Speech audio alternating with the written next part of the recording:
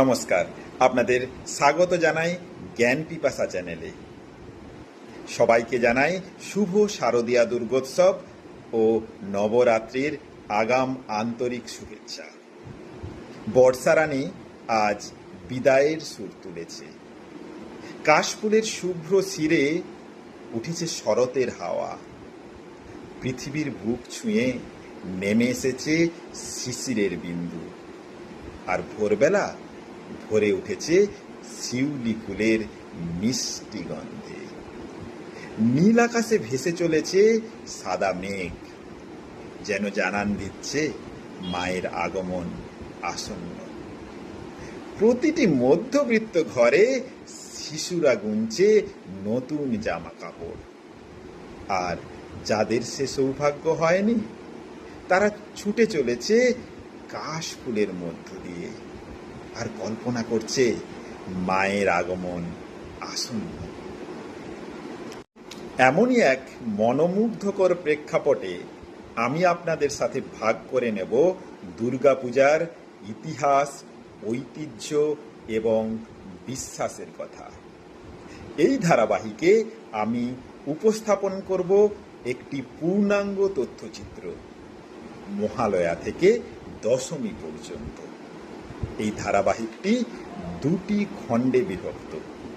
প্রথম ভাগে থাকবে মহালয়ার ইতিহাস, বিশ্বাস ও ঐতিহ্যের কাহিনী, আর দ্বিতীয় ভাগে থাকবে পঞ্চমী থেকে দশমী পর্যন্ত ইতিহাস, বিশ্বাস এবং ঐতিহ্যের কাহিনী। আমার বিশ্বাস এই যাত্রা আপনাদের জ্ঞান পিপাসা মেটাবে আর ভরিয়ে দেবে হৃদয় আনন্দ ও ভক্তিতে। তাই অনুরোধ, সঙ্গে থাকুন শেষ পর্যন্ত। এক মুহূর্ত হাতছাড়া করবেন না। আসুন শুরু করি শারদীয়া দুর্গোৎসবের এই পবিত্র যাত্রা। প্রথম খণ্ড, মহালয়ার ইতিহাস, ঐতিহ্য এবং বিশ্বাসের কাহিনী। যুগে যুগে আমরা দেবী দুর্গাকে আহ্বান করেছি মহিষাসুরমর্দিনী দেবী হিসেবে, কিন্তু আজও আমাদের চারপাশে আছেন জীবন্ত দুর্গারা, যিনি যুদ্ধক্ষেত্রে বন্দুক হাতে লড়ছেন, যিনি মহাকাশে দিন কাটাচ্ছেন, যিনি গভীর সমুদ্রে গবেষণা করছেন, যিনি শ্রেণীকক্ষে নতুন প্রজন্মকে শিক্ষা দিচ্ছেন, আর যিনি তার গর্ভে সন্তান গ্রহণ করছেন পৃথিবীকে টিকিয়ে রাখার জন্য। তারাই আধুনিক দুর্গা। সৃষ্টি করছেন, রক্ষা করছেন, আবার প্রয়োজনে ধ্বংসও করছেন, ঠিক দেবীর মতো। আজ জ্ঞান পিপাসা চ্যানেল প্রণাম জানাচ্ছে এই জীবন্ত দুর্গাদের, আমাদের সমাজের প্রকৃত শক্তি। Salute to the living Durgas.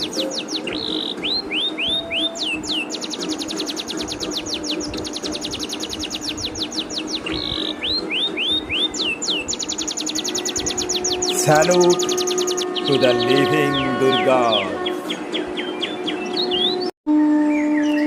অমাবস্যার অন্ধকার ঘুমিয়েছে। কালো আকাশে চাঁদের আলো নেই, শুধু নিঃশব্দে বইছে হাওয়া। এমনই একক্ষণে শুরু হয় মহালয়ার কাহিনী। মহালয়া শব্দটি এসেছে সংস্কৃত থেকে। মহা অর্থাৎ মহান, আর আলয় মানে আশ্রয় বা অবস্থান। অর্থাৎ মহালয়া মানে হল মহান আবাস বা পবিত্র অবস্থান।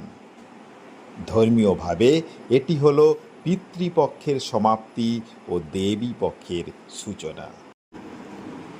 ভারতীয় ধর্মে বিশ্বাস করা হয় পিতৃপক্ষ বা শ্রাদ্ধপক্ষ হল সেই 16 দিন যখন আমাদের পিতৃপুরুষেরা পৃথিবীতে ফিরে আসেন। এই সময় তাদের তর্পণ ও শ্রাদ্ধে তুষ্ট করা হয়। এবার যখন অমাবস্যার আঁধার কেটে যায় তখন শুরু হয় দেবী পক্ষ। এ সময়ই দেবী দুর্গাকে আহ্বান করা হয় অধর্মকে দমন করার জন্য, শক্তির আবাহনের জন্য।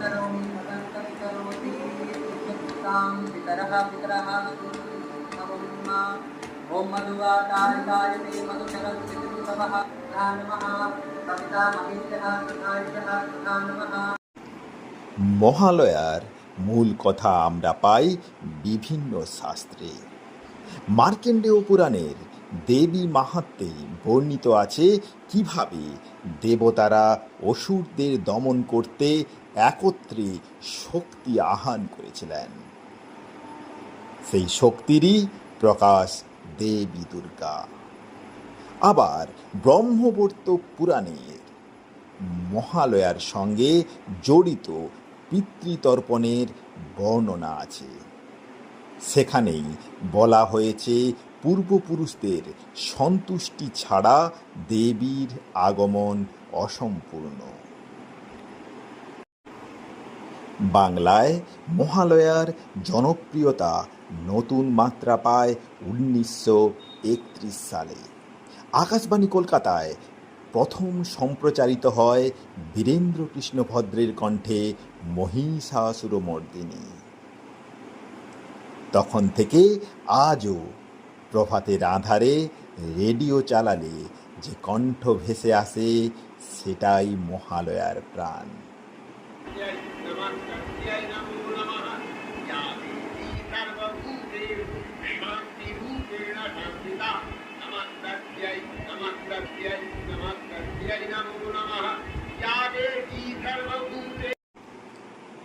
মহালয়া আসলে এক সেতু, অতীত আর বর্তমানের, জীবিত আর প্রয়াতের, অন্ধকার আর আলোর। এ শুধু পুজোর পূর্বাভাস নয়, এ হলো এক চিরন্তন স্মরণ, যেখানে কৃতজ্ঞতা, ভক্তি আর আশার মিলন ঘটে।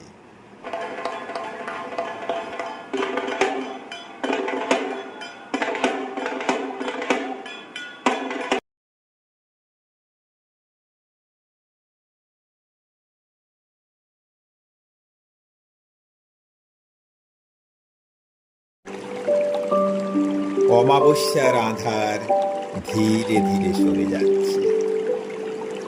আকাশের প্রান্তে দেখা দিচ্ছে সূক্ষ্ম এক আলো। এ আলো শুধু নতুন ভোরের নয়, এ আলো দেবীর জাগরণের। এ আলোই হলো পিতৃপক্ষ থেকে দেবী পক্ষে উত্তরণের চিহ্ন। তাই মহালয়া কোনো শেষ নয়, বরং এক শুরু। পিতৃদের অর্ঘ্য দেওয়া হয়, ঋণ শোধ করা হয়, তারপরই আহ্বান করা হয় দেবীকে মানব লোকে অবতরণের জন্য।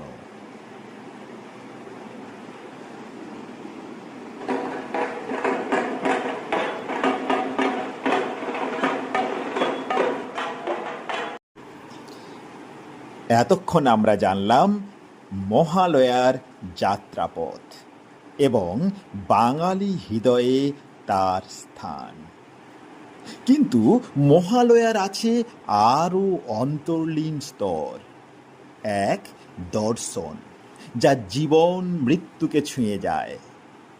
আঞ্চলিক ভিন্ন ভিন্ন রং, দুর্গাপূজার প্রস্তুতির অনন্য ভূমিকা এবং সেই অর্থ যা কাল থেকে কালান্তরে বেঁচে আছে রেডিও তরঙ্গ থেকে ডিজিটাল পর্দায়।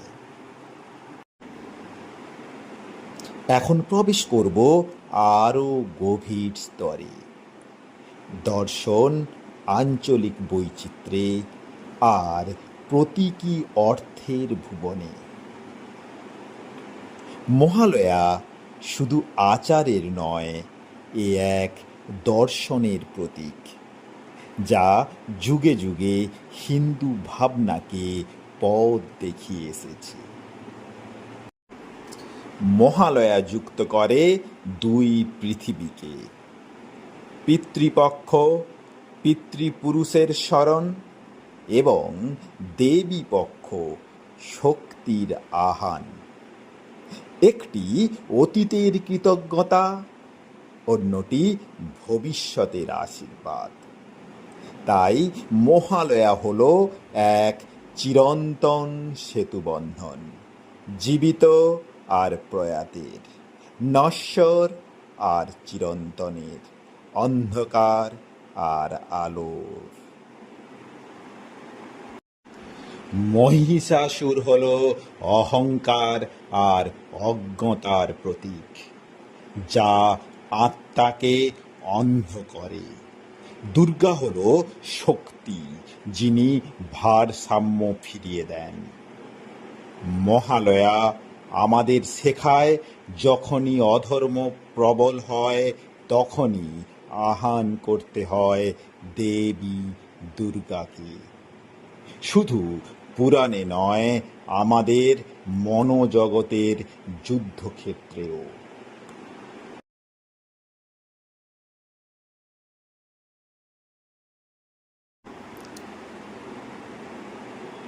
তর্পণ আর শ্রাদ্ধ আমাদের মনে করিয়ে দেয় আমরা এক দীর্ঘ বংশধারার অংশ। পূর্বপুরুষদের সম্মান করা কুসংস্কার নয়, এ এক কৃতজ্ঞতা। তাদের আশীর্বাদ আমাদের ভেতর প্রবাহিত হয়, তাদের অপূর্ণ কর্ম আমাদের মাধ্যমে সম্পূর্ণতা পায়।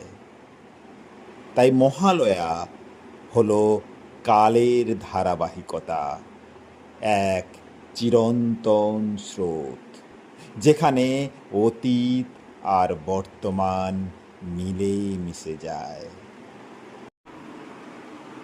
যদিও মহালয়া সবচেয়ে বেশি জড়িত বাংলার সঙ্গে, তবুও ভারত জুড়ে পালিত হয় ভিন্ন ভিন্ন রূপে।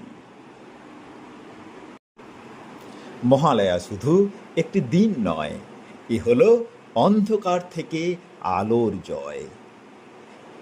এ পূর্বপুরুষের স্মরণ, কালের ধারাবাহিকতা, নারী শক্তির পূজা আর আশার পুনর্জন্ম।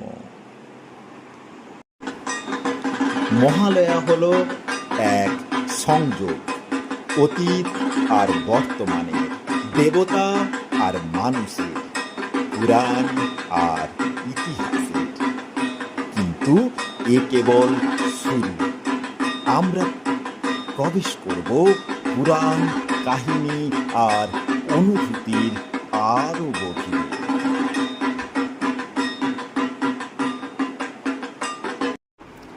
মহালয়া এই শব্দটি খুবই প্রাচীন। পিতৃপক্ষ সমাপ্তি ও দেবী পক্ষের সূচনা, এর উল্লেখ আছে গরুড় পুরাণ আর মহাভারতে, প্রায় 2000 বছরেরও পুরনো গ্রন্থে। আর মহিষাসুর বধের কাহিনী সংরক্ষিত আছে দেবী মাহাত্ম্যতে, যা রচিত হয়েছিল খ্রিস্টীয় 5ম-6ষ্ঠ শতকে। কিন্তু প্রশ্ন হলো, কবে মহালয়া শুধু শাস্ত্র নয়, উৎসব হয়ে উঠল?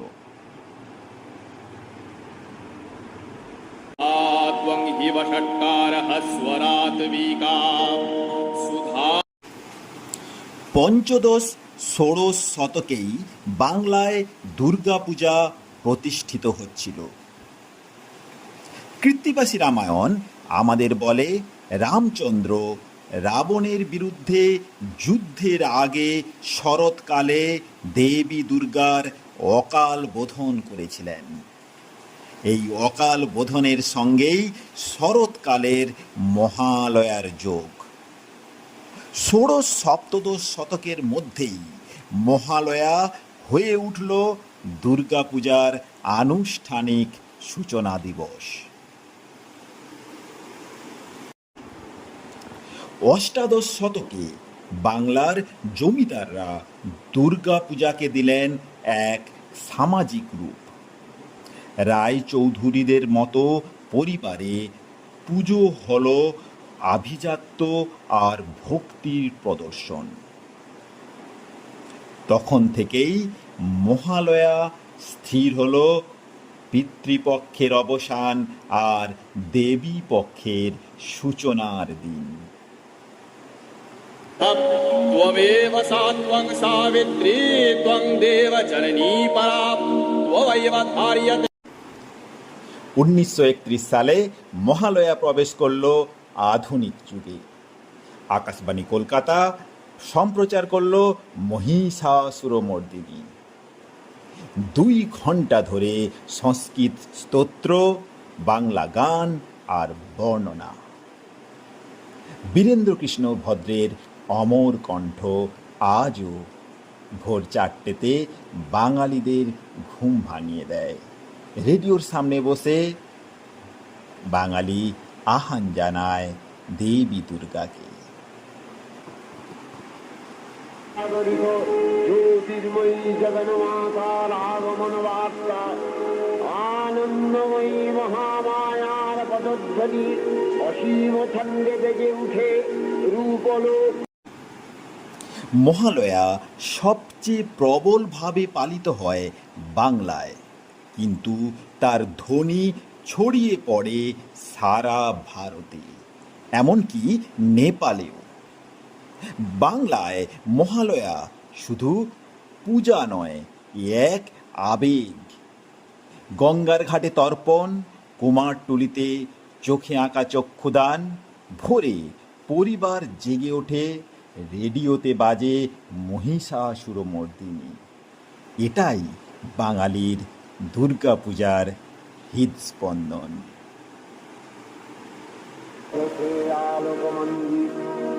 ধরণীর বহিরাকাশী অন্তবিন্দ মেঘমালা। ওড়িশা ও অসমে মহালয়া মানে পিতৃপক্ষের শেষ দিন। ঘাটে ঘাটে শ্রাদ্ধ হয়। দেবী দুর্গা মূর্তি তৈরির শেষ পর্যায় শুরু হয় এই দিন। মহারাষ্ট্র ও গুজরাতে মহালয়া অমাবস্যা পরিচিত সর্বপিতৃ অমাবস্যা নামে।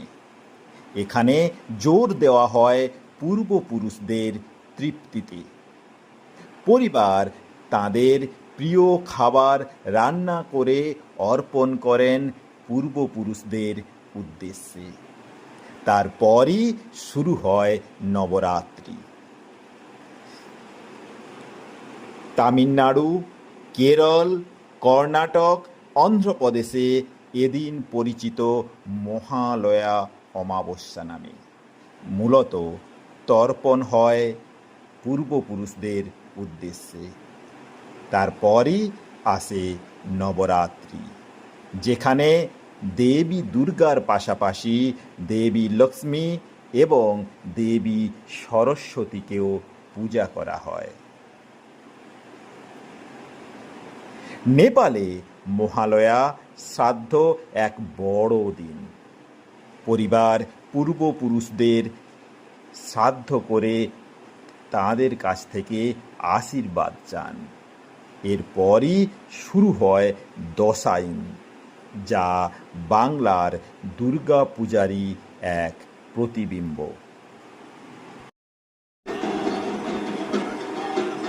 এবার দেখে নেওয়া যাক মহালয়ার দিনটি বাঙালিদের কেমন কাটে। ভোর 3:30 রেডিও বেজে ওঠে, বীরেন্দ্রকৃষ্ণ ভদ্রের কণ্ঠে ভেসে আসে স্তোত্র। সূর্যোদয়, ঘাটে ঘাটে তর্পণ, পুরোহিতের মন্ত্রোচ্চারণ। সকাল, কুমোরটুলিতে চোখ আঁকা, চক্ষুদান, দেবী যেন প্রাণ পান। দুপুর, বাড়িতে শ্রাদ্ধ, পুরোহিতকে ভোজন, কাককে খাওয়ানো। সন্ধ্যা, প্রদীপের আলো, ঢাকের আওয়াজ, প্যান্ডেল সাজানো, শিশুরা উল্লাসিত, পুজো আসছে।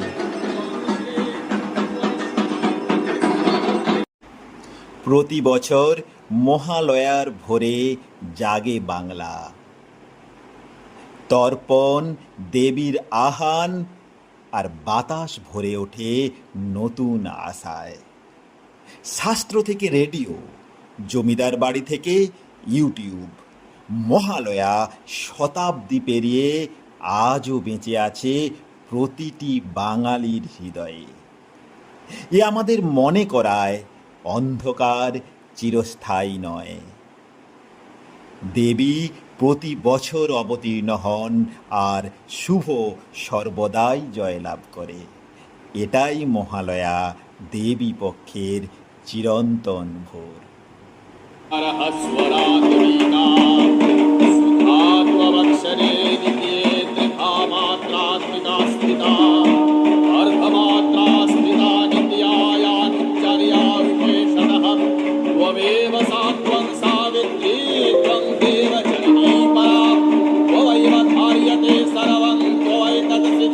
जगत् त्वमैतत् पाल्यते देवी।